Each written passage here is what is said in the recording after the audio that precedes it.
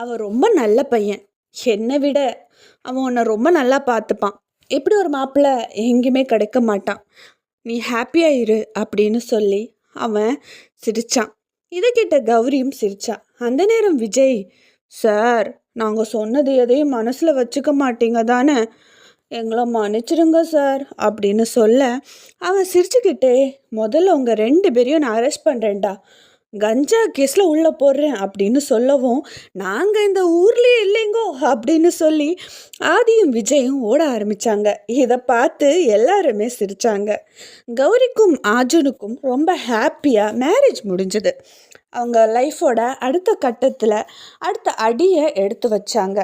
அன்னைக்கு நைட் ஸ்மித்தியும் கௌரியும் ஏதோ ஏர்பத்தை பார்த்து பேசி சிரிச்சுக்கிட்டு இருந்தாங்க. குழந்தைங்க ரொம்ப ஜாலியாக விளையாடிட்டு இருந்தாங்க. ஆர்ஜுன் மட்டும் ரொம்ப குழப்பமாக பால்கனியில் எதையோ யோசிச்சுக்கிட்டு நின்றுட்டு இருந்தான்.